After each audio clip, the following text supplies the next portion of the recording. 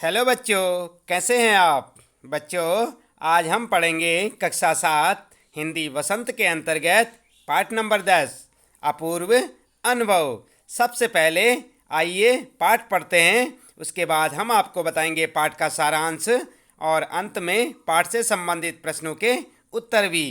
तो चलिए शुरू करते हैं और सबसे पहले पढ़ लेते हैं पाठ अपूर्व अनुभव।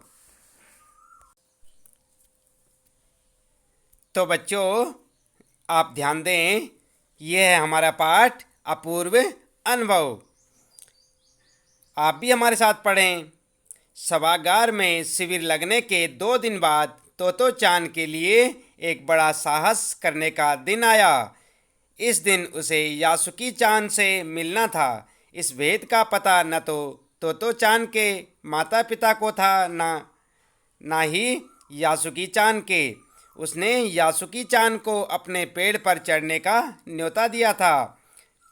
तोमोए में हर एक बच्चा बाग के एक एक पेड़ को अपने खुद के चढ़ने का पेड़ मानता था।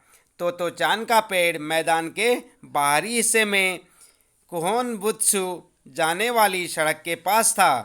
बड़ा सा पेड़ था, उसका चढ़ने जाओ तो पैर फिसल फिसल जाते, पर ठीक से चढ़ने पर जमीन से कोई 6 फुट की ऊंचाई पर एक द्विशाखा तक पहुंचा जा सकता था। बिल्कुल किसी झूले सी आरामदेह जगह थी।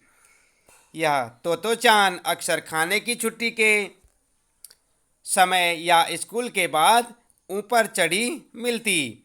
वहाँ से वह सामने दूर तक ऊपर आकाश को या नीचे सड़क पर चलते लोगों को देखा करती थी।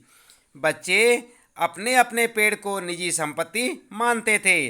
किसी दूसरे के पेड़ पर चढ़ना हो तो उससे पहले पूरी शिष्टता से माफ़ कीजिए, क्या मैं अंदर आ जाऊं, पूछना पड़ता था।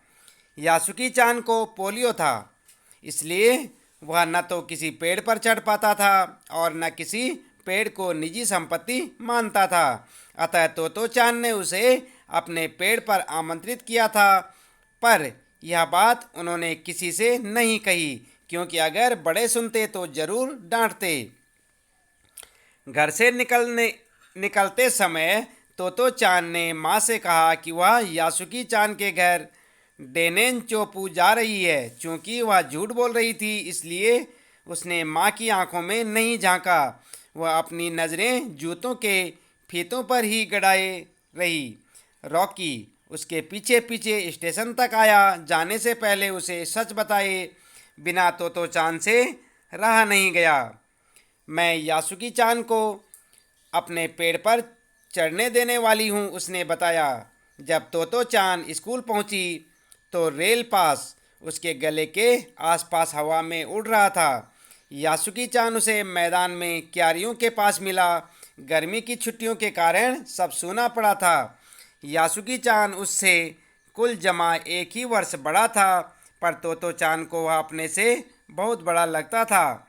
जैसे ही यासुकी चांद ने तोतो चांद को देखा, वह पैर घसीटता हुआ उसकी ओर बढ़ा। उसके हाथ अपनी चाल को स्थिर करने के लिए दोनों ओर फैले हुए थे।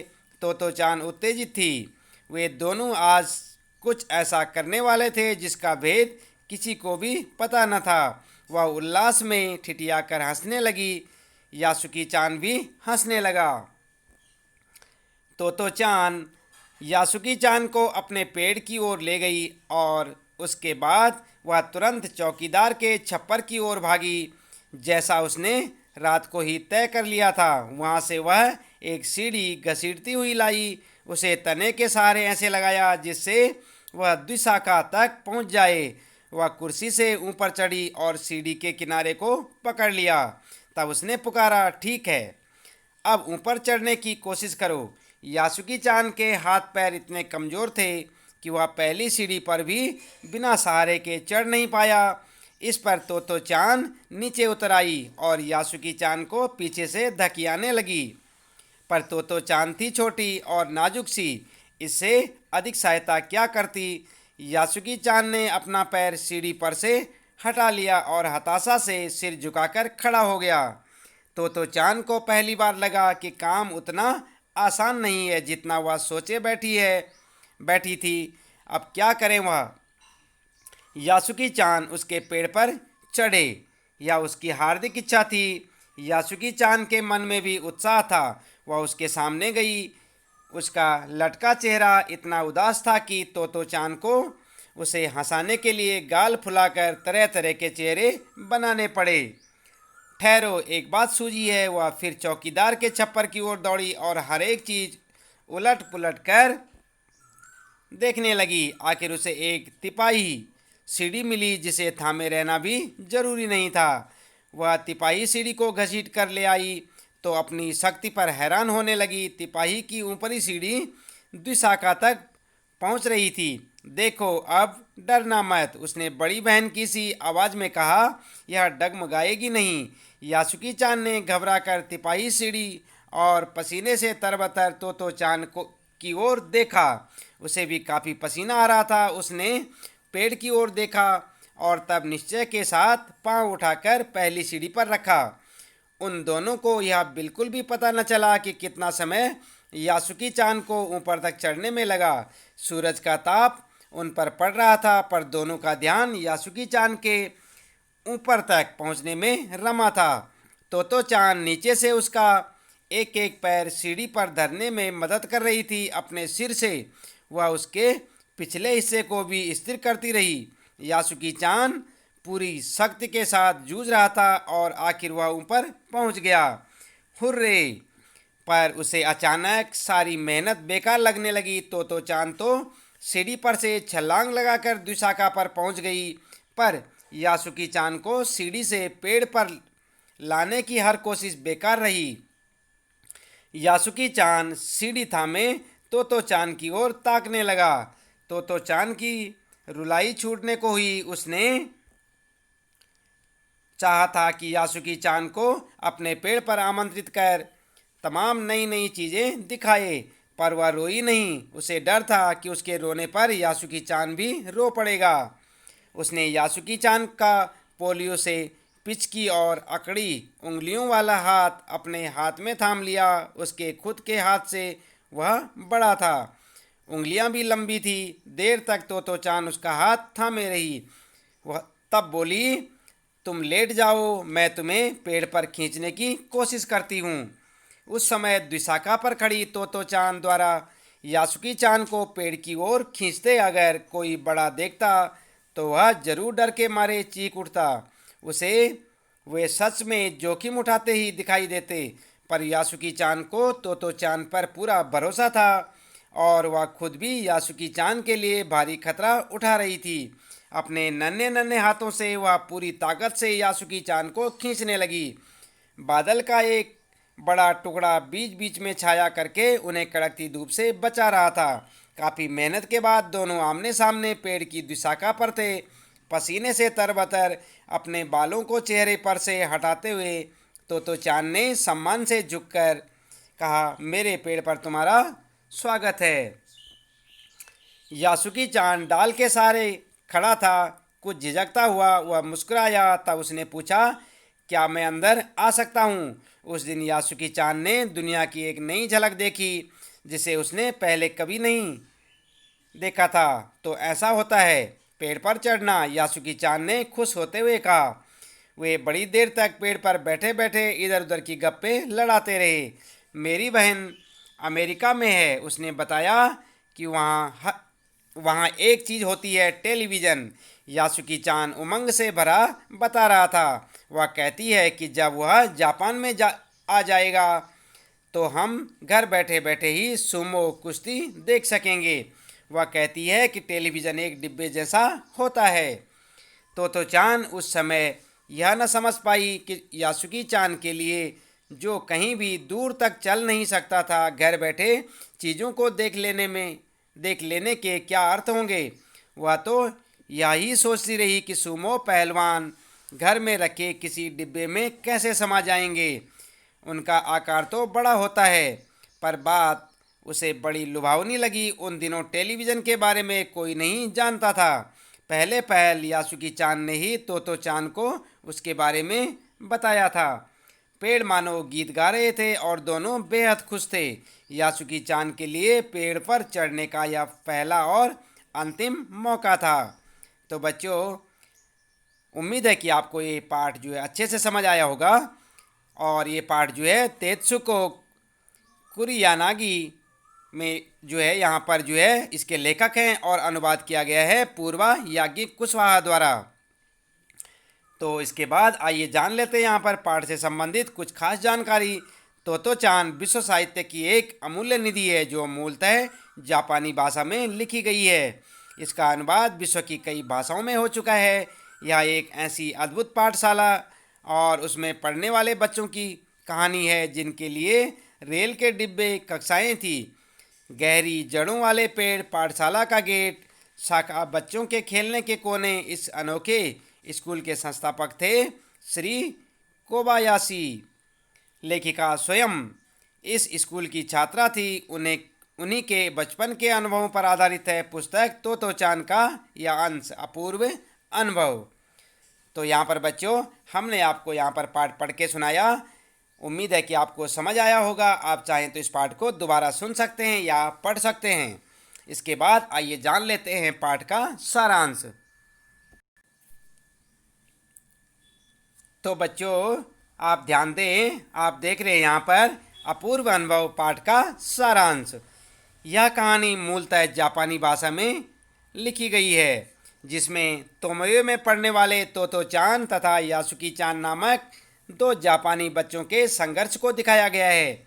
यहाँ हर एक बच्चा एक एक पेड़ को अपने खुद के चढ़ने का पेड़ मानता था और वह उनकी निजी संपत्ति होती थी। तोतो चान यासुकी चान को अपने पेड़ पर चढ़ने का न्योता देती है। यासुकी चान को पोलियो हो गया था जिस कारण वह पेड़ पर चढ़ नहीं सकता था। तोतो चान का पेड़ मैदान के बाहरी हिस्से में कोहोन बुत्सु जाने वाली सड़क के पास था। उस बड़े पेड़ पर चढ़ने पर पैर फिसलने लगते थे।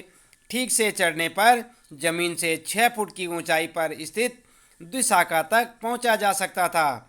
वह झूले जैसी आरामदेह जगह थी। तोतो चान अक्सर खाने की छुट्टी के समय या स्कूल के बाद उस पेड़ पर चढ़ी मिलती। वहां से वह दूर आकाश को या सड़क पर आने जाने वाले लोगों को देखती। तोतो चान यासुकी चान के साथ मिलकर उसे पेड़ पर चढ़ाने की योजना बनाती है। वे अपने घर में माता पिता को भी इस बारे में कुछ नहीं बताते। तोतो चान अपनी माँ से झूठ बोलती है कि वह यासुकी चान के घर जा रही है। वह यासुकी चान को स्कूल में मिलती है और उसे लेकर अपने पेड़ के पास पहुंचती है। इस पेड़ पर वह कई बार चढ़ चुकी थी। तोतो चान चाहती थी कि अब यासुकी चान भी उस पेड़ पर चढ़े। यासुकी चान भी पेड़ पर चढ़ने के विचार से बहुत उत्साहित था। तोतो चान उसे अपने पेड़ के पास ले गई। वहाँ वह चौकीदार के यहाँ से एक सीढ़ी उठाकर ले आई। तोतो चान चौकीदार के छप्पर से एक सीढ़ी घसीटकर पेड़ के तने के सहारे लगा देती है। वह यासुकी चान को पेड़ पर चढ़ने की कोशिश करने के लिए कहती है। यासुकी चान बिना सहारे के एक सीढ़ी भी नहीं चढ़ पाता। वह निराश हो जाता है, परंतु तोतो चान हार नहीं मानती और फिर चौकीदार के छप्पर की ओर दौड़कर वहां से तिपाही सीढ़ी घसीट लाती है। पसीने से लथपथ तिपाही सीढ़ी को द्विशाखा से लगा देती है।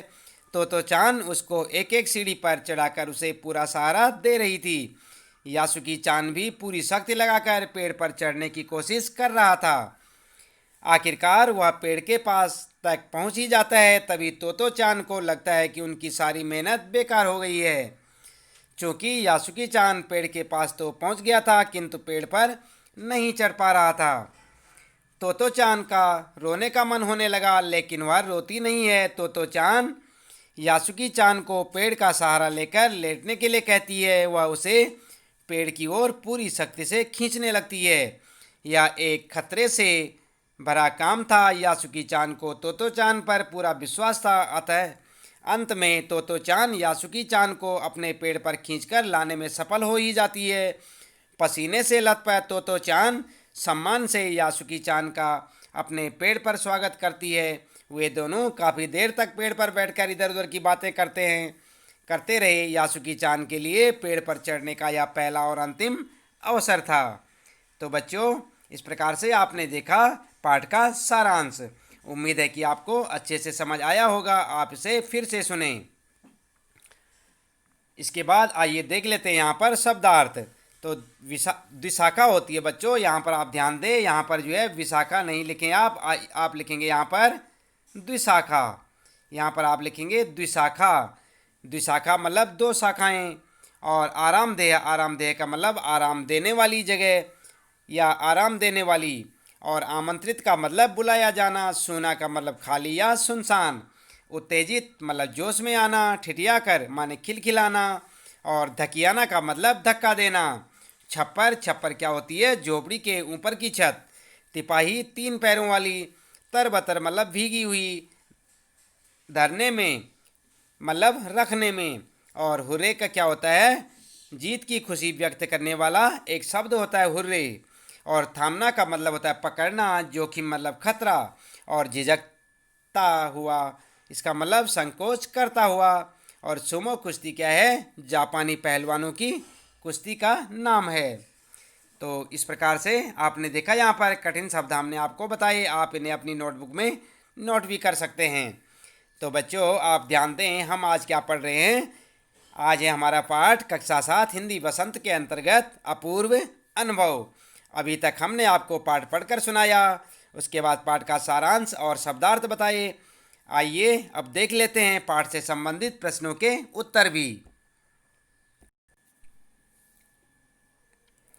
तो बच्चों, आप ध्यान दें, पाठ में जो है आपके लिए पहला प्रश्न है, यासुकी चान को अपने पेड़ पर चढ़ाने के लिए तोतो चान ने अथक प्रयास क्यों किया? लिखिए। तो आपका उत्तर होगा, यासुकी चान को पोलियो था, इसलिए वह न तो किसी पेड़ पर चढ़ पाता था और न किसी पेड़ को निजी संपत्ति मानता था। जबकि जापान के शहर तोमोयो में हर एक बच्चे का एक निजी पेड़ था और पेड़ पर चढ़ना उन सभी का प्रिय शौक था। तोतो चान जानती थी कि यासुकी चान भी अन्य बच्चों की तरह पेड़ पर चढ़ना चाहता था। अतः उसकी इसी इच्छा को पूरा करने के लिए तोतो चान ने यासुकी चान को पेड़ पर चढ़ाने के लिए अथक प्रयास किया। इस प्रकार से आप इसका उत्तर लिख सकते हैं। इसके बाद आइए जान लेते हैं यहाँ पर दूसरा प्रश्न और उसका उत्तर। दृढ़ निश्चय और अथक परिश्रम से सफलता पाने के बाद तोतो चान और यासुकी चान को अपूर्व अनुभव मिला। इन दोनों के अपूर्व अनुभव कुछ अलग अलग थे। दोनों में क्या अंतर रहे? लिखिए। तो उत्तर होगा आपका तोतो चान का अनुभव।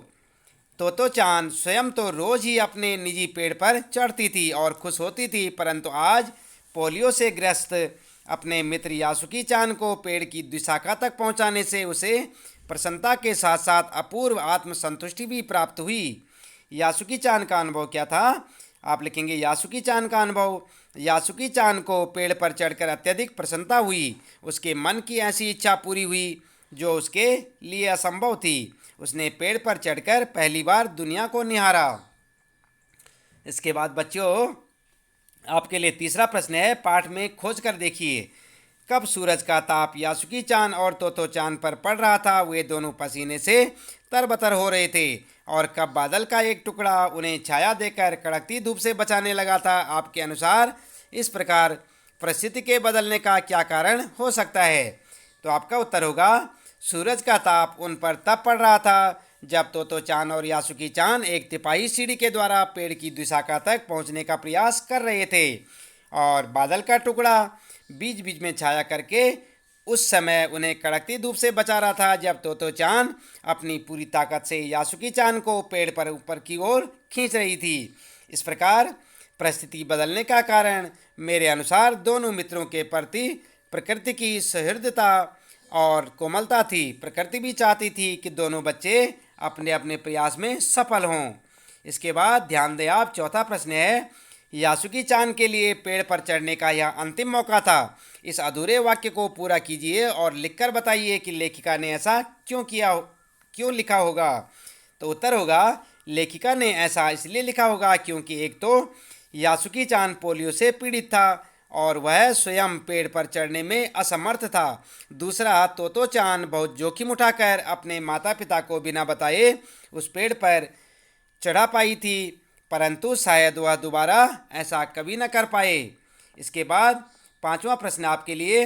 तोतो चांद ने अपनी योजना को बड़ों से इसलिए छिपा लिया कि उसमें जोखिम था। यासुकी चांद के गिर जाने की संभावना थी, फिर भी उसके मन में यासुकी चांद को पेड़ पर चढ़ाने की दृढ़ इच्छा थी। ऐसी दृढ़ इच्छाएं बुद्धि और कठोर परिश्रम से अवश्य पूरी हो जाती हैं। आप किस तरह की सफलता के लिए तीव्र इच्छा और बुद्धि प्रयोग कर कठोर परिश्रम करना चाहते हैं? तो आपका उत्तर होगा, हम कुछ ऐसे कार्यों के लिए कठिन परिश्रम और बुद्धि का प्रयोग करेंगे जिसमें हम किसी के चेहरे पर मुस्कुराहट ला सकें अथवा किसी के लिए असंभव कार्य को संभव कर सकें। इसके बाद बच्चों ध्यान दें, छठा प्रश्न है, अपनी माँ से झूठ बोलते समय तोतो चांद की नज़रें नीचे क्यों थी? तो उत्तर होगा, कहीं उसका झूठ पकड़ा न जाए इसलिए अपनी माँ से झूठ बोलते समय तोतो चांद की नज़रें नीचे थी। इसके बाद सातवां प्रश्न है, यासुकी चांद जैसे शारीरिक चुनौतियों से गुजरने वाले व्यक्तियों के लिए चढ़ने उतरने की सुविधाएं हर जगह नहीं होती, लेकिन कुछ जगहों पर ऐसी सुविधाएं दिखाई देती हैं। उन सुविधा वाली जगहों की सूची बनाइए। तो आपका उत्तर होगा, निजी और सरकारी अस्पतालों, बस अड्डों, रेलवे स्टेशन, विमानतलों, शॉपिंग मॉलों व मेट्रो रेल जैसे स्थानों में शारीरिक चुनौतियों से गुजरने वाले व्यक्तियों के लिए चढ़ने उतरने के लिए विशेष रैंप और लिफ्ट की सुविधाएं दी जाती हैं। इसके बाद आप ध्यान दें, यहाँ पर भाषा की बात आइए करते हैं। आठवां प्रश्न है, द्विशाखा शब्द द्वि और शाखा के योग से बना है। द्वि का अर्थ है दो और शाखा का अर्थ डाल। द्विशाखा पेड़ के तने का वह भाग है जहाँ से दो मोटी मोटी डालियाँ एक साथ निकलती हैं। द्वि की भांति आप त्रि से बनने वाले शब्द त्रिकोण जानते होंगे। त्रि का अर्थ है तीन।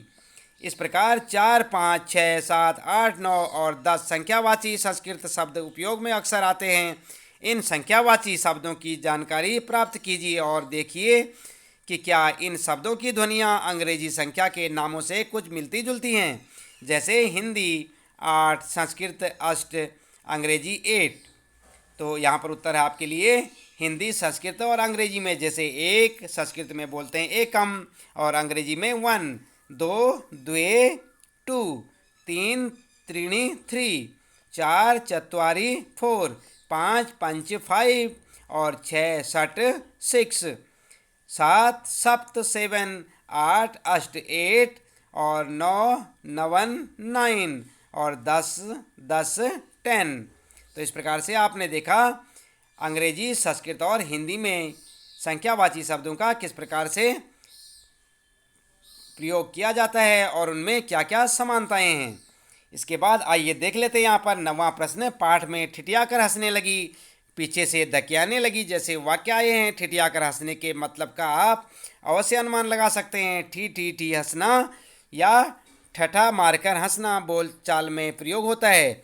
इनमें हंसने की ध्वनि के एक खास अंदाज को हंसी का विशेषण बना दिया गया है। साथ ही ठिठियाना और धकियाना शब्द में आना प्रत्यय का प्रयोग हुआ है। इस प्रत्यय से फिल्माना शब्द भी बन जाता है। आना प्रत्यय से बनने वाले 4 सार्थक शब्द लिखिए। तो आप क्या लिखेंगे? आपका उत्तर हो सकता है शर्माना, रोजाना, दिखाना, घबराना। इस प्रकार से आप लिख सकते हैं। अन्य शब्द भी आप बना सकते हैं। तो बच्चों, इसी प्रश्न के साथ इस पाठ से संबंधित प्रश्नों के उत्तर यहाँ पर समाप्त होते हैं। आप इन्हें अपनी नोटबुक में लिखें और अच्छे से याद भी करें।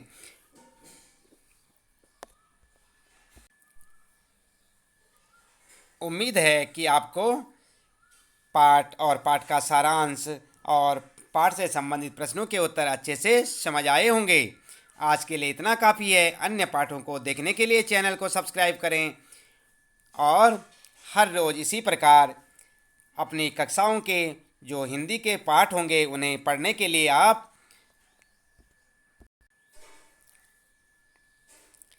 बेल आइकन भी दबा दें ताकि आपको प्रत्येक आने वाली पाठों की वीडियो की नोटिफिकेशन भी मिलती रहे। आज के लिए इतना काफ़ी है। आपका दिन शुभ हो।